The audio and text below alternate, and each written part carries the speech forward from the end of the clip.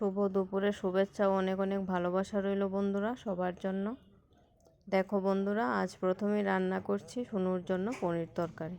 তার জন্য এদিকে গাজর আর আলু কেটে একটু নুন হলুদ দিয়ে প্রথমে ভেজে নিয়েছি। তারপর দিয়ে দিলাম অল্প জিরে বাটা। এবার দিয়ে দিব পরিমাণ মতো জল, যাতে তরকারিটা ভালো মতন সুসিদ্ধ হয়। দেখো বন্ধুরা, এবার জল দিয়ে একটু সিদ্ধ করে নেব ঢেকে তরকারিটা। আর এদিকে পনির কেটে রেডি করে নিয়েছি।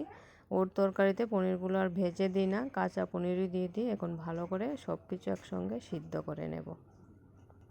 দেখো বন্ধুরা, ফিরে এলাম কিছুক্ষণ পর।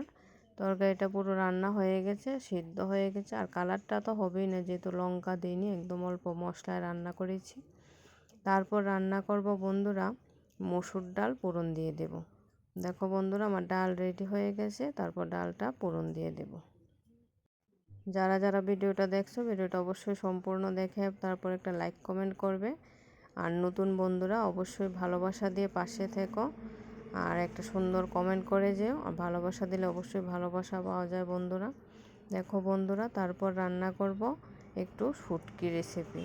তার জন্য প্রথমে কড়াইতে দিয়ে দিলাম পেঁয়াজ কুচি। পেঁয়াজগুলো হালকা ভেজে তারপর দিয়ে দিলাম শুটকি ভালো করে ধুয়ে।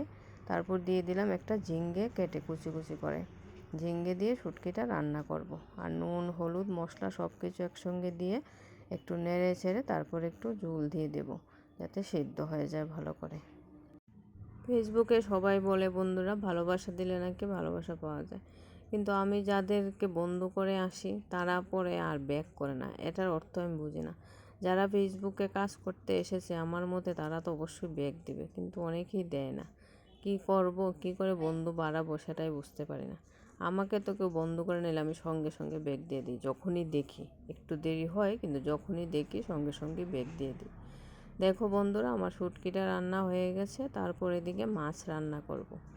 তার জন্য মাছগুলো তো কেটে ভালো করে দিয়ে নুন হলুদ দিয়ে মেখে নিলাম। এবার কড়াইতে তেল দিয়ে দিয়েছি, তেলটা গরম হয়ে গেছে। এখন মাছগুলো একটু ভেজে নেব।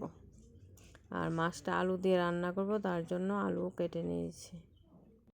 আজ রান্না করব এটা সিলভার কাপ মাছ আজ রান্না করব আলু দিয়ে।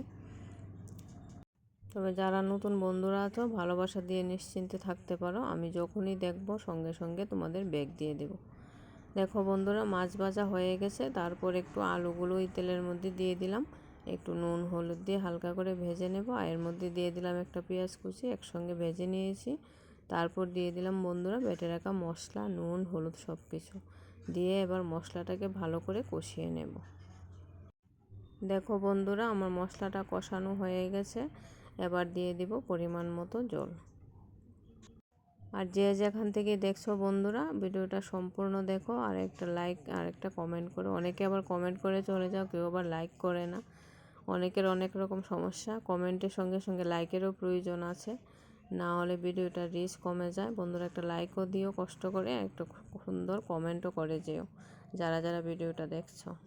দেখো বন্ধুরা, এবার দিয়ে দিলাম মাছগুলো, দিয়ে একটু সময় সিদ্ধ করে নেব।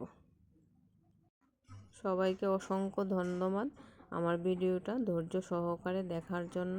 দেখো বন্ধুরা, আমার রান্না হয়ে গেছে, এবার নামিয়ে নেব। আমার সম্পূর্ণ ভিডিওটা কেমন লাগলো কমেন্ট করে অবশ্যই জানিও বন্ধুরা। সবাইকে ধন্যবাদ।